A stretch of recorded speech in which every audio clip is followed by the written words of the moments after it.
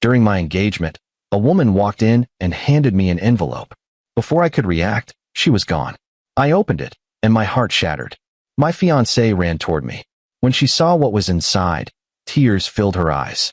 I didn't say a word and walked away. That night, her friends texted me, "What have you done?" My name is Connor, and I'm a 31-year-old civil engineer. I design bridges and infrastructure for a mid-sized firm in Pennsylvania. The work pays well, and I've been proud of what I've built, both professionally and personally. Or at least, I thought I was. 3 months ago, I proposed to Lauren. We'd been together for 4 years. She was a marketing coordinator at a tech startup, brilliant with people, always knew what to say. Everyone loved her. I loved her. The proposal was at her favorite lakeside park on a Sunday evening in late September. I rented a small boat, had a photographer hiding in the trees, and when the sun hit that perfect golden angle, I got down on one knee. She cried. I cried. Her mother cried when we told her later that night. It felt perfect, like everything I'd worked for was finally coming together. We set the engagement party for early December at a boutique event space downtown. Lauren handled most of the planning. She was good at that stuff. Spreadsheets, vendor calls, seating charts. I helped where I could, guest list, catering choices, the bar selection. We invited about 70 people, friends from college, co-workers, family. It was supposed to be the beginning of everything. The party was on a Saturday night. I remember the date because it was December 7th, exactly 3 months after the proposal. The venue had these floor-to-ceiling windows overlooking the city, soft amber lighting, a live acoustic guitarist in the corner playing covers of songs we both loved. Lauren wore a navy dress that made her look like she belonged in a magazine. I wore a charcoal suit my brother helped me pick out. We spent the first hour greeting guests, taking photos, laughing at toasts that hadn't even started yet. My mom kept pulling me aside to introduce me to distant relatives I'd forgotten existed. Lauren's best friend kept making jokes about wedding dress shopping. Everything felt warm and right. Around 7:45 p.m., I was standing near the bar talking to my best friend, Tyler, about a project deadline at work. He was telling me about his recent promotion when the front door opened. A woman I'd never seen before walked in. She was maybe late 20s, dark hair pulled back in a tight ponytail, wearing jeans and a black coat. She didn't look like she belonged at an engagement party. She looked nervous. Her hands were shaking. She walked straight toward me. Tyler stopped mid-sentence. I watched her approach, confused, trying to place her face. Had we gone to college together? Was she someone's plus one? She stopped about 3 feet away and held out a manila envelope. "Connor," she asked, her voice quiet but steady. "Yeah, you need to see this." Before I could ask who she was or what this was about, she pressed the envelope into my hands and turned around. She was out the door in seconds, moving fast like she was afraid she might change her mind. I stood there holding it, people starting to notice, conversations around me fading into a dull murmur. The guitarist was still playing some indie cover in the background. Tyler leaned in. "Who was that?" "No idea." I looked down at the envelope. My name was written on the front in blue ink. Nothing else. No return address. No explanation. I opened it. Inside were printed screenshots, text messages, bank statements, photos, everything neatly organized, like someone had built a case file. The first screenshot was a text conversation between Lauren and someone saved in her phone as A. The messages went back months. April, May, June. They were explicit. Not just flirty, explicit. Plans to meet. Descriptions of what they'd done. What they wanted to do again. Words I'd never heard her use with me. I felt my stomach drop. The second page was a bank statement. Lauren's name at the top. Transactions to a hotel. The Grandview, about 20 minutes outside the city. Multiple charges over the last 6 months. Always the same day of the week. Thursdays. Always between noon and 3 p.m. 50, sometimes 70 transactions between June and November. The third page was a photo. Lauren and a man I didn't recognize. They were sitting at an outdoor cafe, his hand covering hers on the table. She was smiling. Really smiling. The kind of smile I thought she reserved for me. The timestamp was from 2 weeks ago. The Thursday, I thought she was working late on a campaign pitch for a new client. The fourth page was more texts. Recent ones. From last week. "I can't wait to see you Thursday. I've been thinking about you all day." Same here. This is getting harder to hide. I know, but we'll figure it out. I promise. I don't remember breathing. Lauren must have seen my face because she came running over from across the room where she'd been talking to her bridesmaids near the dessert table. Connor? What is it? What's wrong? You look like you've seen a ghost. I didn't say anything. I just handed her the papers. She looked down. Her face went white, then red, then her eyes filled with tears. She looked up at me, then back at the papers, then at me again. Her mouth opened, but no sound came out. Connor, I held up my hand. I didn't want to hear it. Not there. Not in front of 70 people who came to celebrate us. Not in front of my mother. Not in front of her father who'd given a toast an hour ago about how proud he was to welcome me into the family. I turned and walked toward the door. No explanation. No scene. I just left. I could hear her calling my name behind me, her voice breaking. Connor, wait. Please. Let me explain. I kept walking. I pushed through the front door and out into the cold December air. My car was parked 2 blocks away. I got in and drove. I didn't know where I was going. I just drove. My hands were shaking on the steering wheel. My heart was pounding so hard I thought it might break through my chest. Update 1. That night, I ended up at Tyler's apartment. He'd followed me out of the venue, tried to stop me at the door, but I told him I needed to be alone. He didn't push, just nodded and let me go. He texted me an hour later asking where I was, and I finally told him. He didn't ask questions, just said, "Door's unlocked. I'm at the venue helping clean up. Be there in 20. I sat on his couch and stared at the wall. I didn't cry. I didn't rage. I just felt empty, hollow, like someone had scooped out everything inside me and left just the shell. Around 11 p.m., my phone started blowing up. Text after text. Lauren's friends. Her bridesmaids. People I considered friends too. What did you do? Lauren's a mess. You need to come back. She said you humiliated her in front of everyone. Whatever you think happened, you're wrong. She made one mistake. Don't throw away 4 years. I didn't respond. I turned my phone off and tried to sleep on Tyler's couch. I couldn't. I just lay there staring at the ceiling, replaying every Thursday for the past 6 months. Every late work meeting. Every campaign deadline.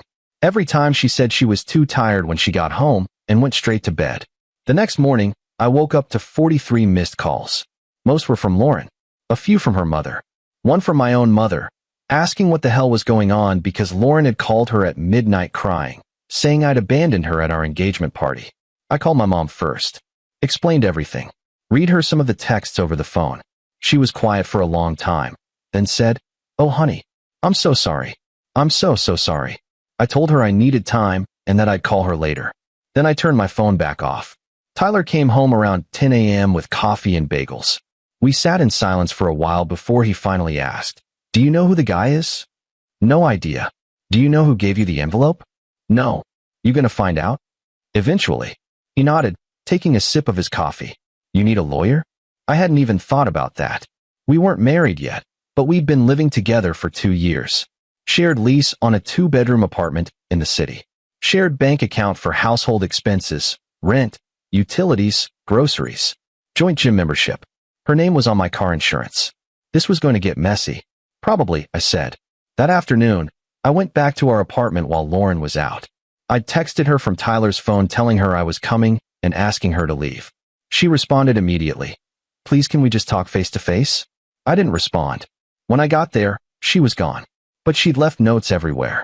Sticky notes on the bathroom mirror, the refrigerator, the coffee maker. All saying the same thing. "I'm sorry. Please talk to me. I love you." I grabbed clothes, my laptop, some personal things. Important documents. My grandfather's watch. I left my key on the kitchen counter with a note. "I need space. Don't contact me." I stayed with Tyler for the next week. Update 2. 5 days later, I got a call from an unknown number. I almost didn't answer, but something told me to pick up. "Connor." It was the woman from the engagement party. "Who is this?" I asked. "My name is Bryn. I was seeing someone. His name is Aaron. He works at the same startup as Lauren. I found out about her 3 weeks ago when I went through his phone after he came home late for the 5th time that month. I'm sorry for what I did at your party, but I didn't know how else to reach you." He wouldn't stop seeing her. She wouldn't stop either. I confronted him multiple times. He kept saying it was over, but it never was. "I thought you deserved to know." I sat down on Tyler's couch. My head was spinning. "They work together?" "Yeah. He's the creative director. They've been seeing each other since June. Maybe longer. I don't know." I only found the messages in November, but the texts go back further. I took screenshots of everything before he could delete them. June. We got engaged in September. She'd been cheating on me before I even proposed. Before I spent 3 weeks planning the perfect proposal. Before I asked her father for his blessing. Why didn't you just call me? I asked. I didn't have your number. I found your name through Lauren's Instagram. I saw the engagement party invitation she posted 3 weeks ago. I thought if I tried to contact you privately, she'd intercept it or convince you I was lying. These things, people don't always believe the messenger. I panicked. I thought if I gave you proof in person, in public, you'd have to face it. I'm really sorry. I know it was probably humiliating. I didn't know what to say. Thank you. I finally managed. For telling me. I broke up with him, she said quietly. That night, after I left your party, I went straight to his apartment. He was getting ready for bed like nothing had happened. I showed him the engagement party photo from Instagram and told him I knew he was there with her. He admitted everything, said it didn't mean anything, that he loved me, that she was just convenient. But I couldn't. I couldn't stay. I'm sorry, I said. Me too. We hung up. I sat there for a long time. Then I called Lauren. She picked up on the first ring. Connor, please, let me explain. Aaron, I said. Creative director. Since June. Silence. Long, heavy silence. How long have you known? She whispered. Does it matter? Connor, I made a mistake. It was stupid. It didn't mean anything. I love you. I want to marry you. I want the life we planned. I laughed. It came out bitter and sharp, nothing like how I usually sound. You were sleeping with him while I was planning our future. I know. I know. I'm so sorry. It's over. I ended it 2 days ago. I swear. Please, can we just talk? In person? I'll answer any question you have. I'll do anything. No. Connor. I'm done, Lauren. We're done. You don't mean that. I do. For years, Connor. For years. You're just going to throw that away. I didn't throw it away. You did. Every Thursday for 6 months. She started crying. It was a mistake. One mistake. Everyone makes mistakes. It wasn't one mistake. It was dozens. Hundreds. Every time you lied about where you were. Every time you texted him. Every time you came home and kissed me like nothing was wrong. I'm sorry, she sobbed. I'm so sorry. So am I. I hung up. 2 days later, I got a text from her mother. You're making a mistake. She loves you. Don't throw away 4 years over one bad choice. People can change. She's devastated. Her father and I raised her better than this, and she knows it. Give her a chance to make it right. I blocked her number. Then I blocked Lauren's number too. Update 3. In mid-December, I hired a lawyer. We weren't married, but the lease and the shared account complicated things. My lawyer, a woman in her 50s named Patricia who came highly recommended, advised me to close the joint account and move my portion to a separate one immediately. I did. Lauren called me 17 times that day from a different number. I didn't answer. I blocked that one too. Patricia also advised me to document everything. Keep the envelope. Keep records of all transactions. Screenshot any communication. I did all of it. By Christmas, I'd moved into a small one-bedroom apartment closer to work. It was quiet. Empty. Bare walls. A futon Tyler lent me until I could buy a real bed. I didn't decorate. I didn't see the point. My mom offered to come help me set up, but I told her I needed to do it alone. Tyler invited me to spend Christmas with his family, but I declined. I wanted to be alone. I ended up ordering Chinese food and watching old movies on my laptop. It was the loneliest Christmas I'd ever had. On New Year's Eve, I was scrolling through my phone when I got a message request on Instagram. It was from Aaron. I know you probably hate me. I just wanted to say I'm sorry. What happened between Lauren and me was wrong. I take full responsibility. It started as just friendly conversation at work and became something it shouldn't have. For what it's worth, she really does love you. She talked about you all the time. She made a mistake. We both did. I hope you can find a way to forgive her. She's a good person who did a bad thing. I stared at the message for a long time.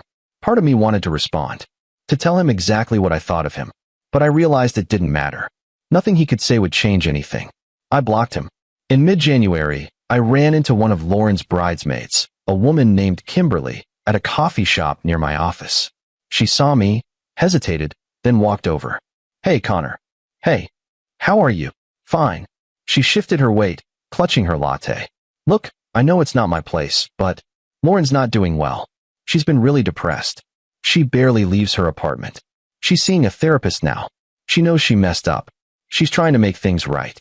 I took a sip of my coffee. That's not my problem anymore. I get it. I do. But she really loved you. She still does. What she did was awful, but people make mistakes. She's human. She had a funny way of showing it. Kimberly looked down at her cup. I told her not to do it. Back in July, I saw them at a restaurant together and confronted her. She swore it was just lunch. A work thing. I believed her because I wanted to. I should have said something to you. I'm sorry. I didn't know what to say to that. So I just nodded. She didn't say anything after that. Just squeezed my arm gently and walked away. Final update. It's been almost 3 months since the engagement party. Lauren and I haven't spoken since that phone call in December. I heard through mutual friends that she quit her job at the startup in January. Apparently, Erin was let go a week before that for undisclosed reasons. Rumors say HR got involved after other employees found out about the affair. I don't know if they're still in contact. I don't care. Bryn reached out to me again in late January. We met for coffee at a small cafe downtown. She wanted to apologize again for how she handled things, and I told her she didn't need to. If anything, I was grateful. She saved me from making an even bigger mistake, marrying someone who didn't respect me. We talked for over an hour. She's doing better now. Moved on. Started therapy too. Dating again, though taking it slow.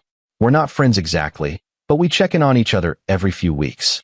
It's nice to talk to someone who understands what it feels like to be blindsided by someone you trusted completely. I sold the engagement ring in February. Took it to 3 different jewelers before finding one who gave me a fair price.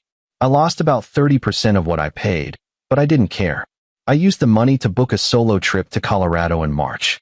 I needed to clear my head, get away from everything, spend some time in the mountains where things feel simpler. The apartment lease ends in April. Lauren agreed to let me buy her out of it. My lawyer handled all the paperwork. We didn't have to speak. Patricia said she seemed cooperative, almost relieved to be done with it. I don't know where she's living now. I don't ask. I'm still angry sometimes. Not the explosive kind of anger where you want to scream or break things. Just the quiet, simmering kind that sits in your chest and makes it hard to trust people. But I'm working on it. Seeing a therapist of my own now. A guy named Dr. Harrison who specializes in betrayal trauma. Trying to rebuild. Trying to figure out who I am outside of the relationship I thought I was building. My mom asks me sometimes if I think I'll ever date again. I tell her maybe. Not now. But maybe someday when I'm ready. When I can trust again. People keep asking me if I think I'll ever forgive her. Honestly, I don't know. Maybe one day. Not for her. For me. So I can let go of the anger. But right now, I'm focused on moving forward. On figuring out who Connor is when he's not planning a wedding or building a life with someone who didn't value him the way he valued her. I don't regret walking away. I regret not seeing it sooner. I regret ignoring the small signs. The way she'd turn her phone face down when I entered the room. The new perfume she started wearing in July. The gym membership she suddenly renewed after letting it lapse for a year. But I guess that's the thing about betrayal. It's always clearer in hindsight. Tyler tells me I'm doing better. That I smile more now than I did in December. Maybe he's right. I'm starting to feel like myself again. Or maybe a different version of myself.